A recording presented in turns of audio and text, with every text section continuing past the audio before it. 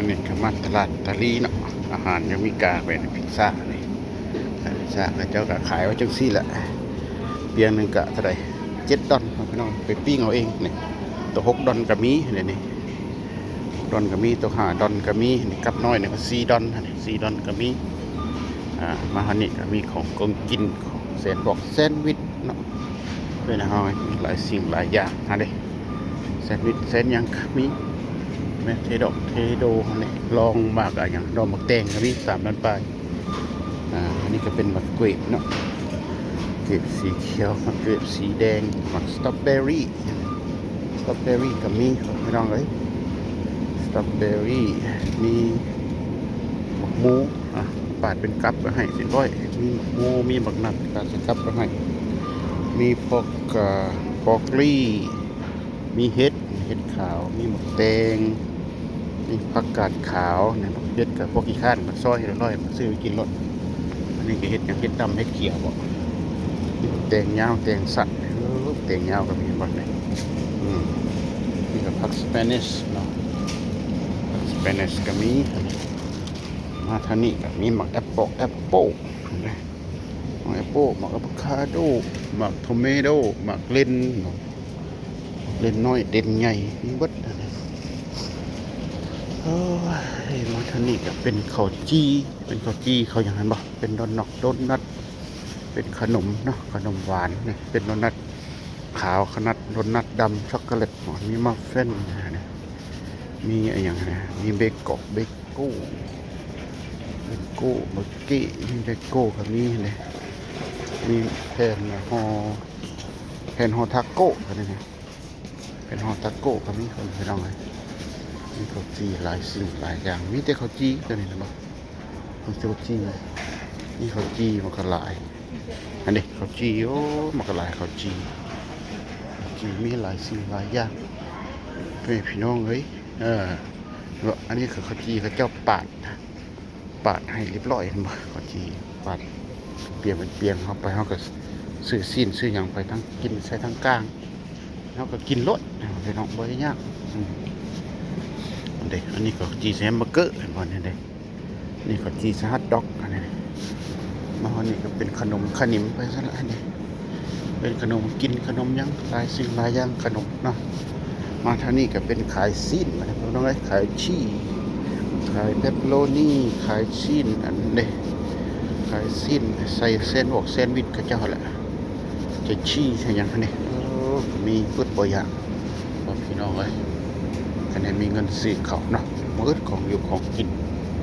มืดบางอย่างของพี่น้องเอ้ยมีหลายสิ่งหลายอย่างชีก็มีเป็นพุนก็มีเป็นเปียงก็มีตัวเป็นทอนก็มีพี่น้องเอ้ย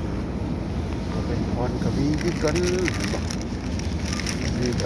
มีหลายสิ่งหลายอย่างพี่น้องเอ้ยชีหลายสิ่งหลายอย่างโอ้ไปใส่บนชีชาเนี่ยนะบ่เห็นตัวเคยกินตัวเป็นสติ๊กนะชีสติ๊กคือบ่เห็นมานี่เอามาว่ะนี่ก็ตัวเป็นพุนเนี่ยเนาะเป็นซอยร้อยมันคือในอันนั้นมันคือนวลมะพร้าวเนาะแล้วก็แม่นี่สีขาวนี่สีขาวตัวนี้สีเหลืองตัวนี้เลยนี่สีเหลืองตัวนี้จะเป็นสักนี่สีเหลืองนี่จะเป็นทอนนี่ตัวนี่จะต้มน้อยบายใส่นี่ว่ามีสองบาย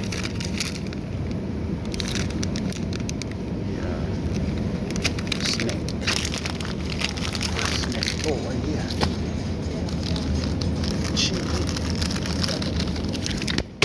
Whoa.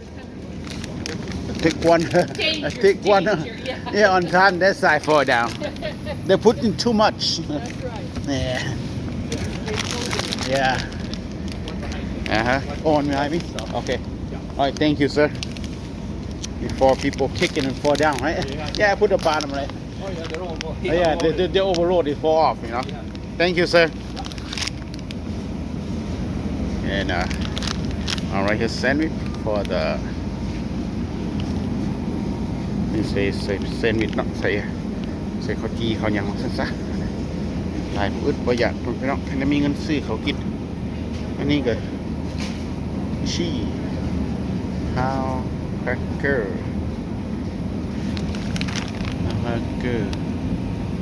นั่นเบเกอร์ชีสเค้กซีดอนเบเกอร์ชีสเค้กซีดอนนั่นก็ดีแต่นั่นแปดซีดอนปลายเป็นเค้กเป็นอย่างนะพอดีผมกินมาท่านนี้ก็เป็นปลาเนาะปลาไซแมนเจ้าไปกินดิบนะนี่ซอยเราก็กินดิบปลาไซแมนเปียงหนึ่งโซซีดอนก็3 ดอนนะตอนน้อยก็7 ดอน8 ดอน9 ดอนก็กลายเป็นลาบนี่ก็ซีนหมูซีนอย่างซีนปั่นซีนมีมันกุดซีนเอาไปแล้วไหมมาท่านนี้ก็ขายนูดอกนูโดขายช็อกขายซีก็เจ้าละเลาะมาทางนี้ก็เป็นไก่เนาะขายขาไก่นี่โอ้ขาไก่กันเป็นองค์เต้นึงก็3 ดอนปลายวะหรือว่าพาวหนึ่ง3 ดอนปลายนี่ก็ขายเป็นโตมามิโตไก่โคตรโตเลยมาทางนี้ก็เป็นขายเบเกนอะไรเบิดบ่อยากพบเนาะได้มีเงินซื้อของกินเนาะเป็นฮัทดอกตัวถือตัวแพงซะตัวถือกับดอนปลายกับมีได้ดอน39 เซนตัว99 เซนนี่เบิด99 เซนเบิดโอ้ยังอยู่ใจหมด99 เซนกับมี99 เซนก็เท่าไหร่20,000เนาะไหลแล้วก็20,000นี่ก็เป็นอาหารการกินเป็นยกเกาะโยเกิร์ตนะเป็นจูสเป็นอย่างไรนะครับเป็นจูสเป็นอย่างกระมีเป็นแนวคอฟฟี่ครีมหมอกครีมเมอร์ใส่คอฟฟี่กับอย่างกระมีเบิร์ดพออย่างพี่น้องเลยอันนี้ก็เป็นน้ำจูสน้ำอย่างเนาะอันนี้ก็เป็นน้ำเมลเนาะ1 แกลลอนกับมอง4 ลิตรน้ำบ้านเราเกือบ4 ลิตรกับ2 ดอนปลายแต่ว่าแพง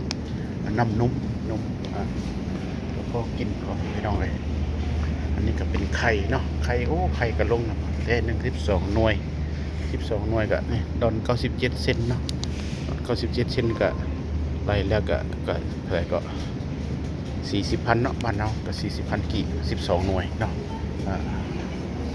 ทางนี้ก็เขาเจ้าขาย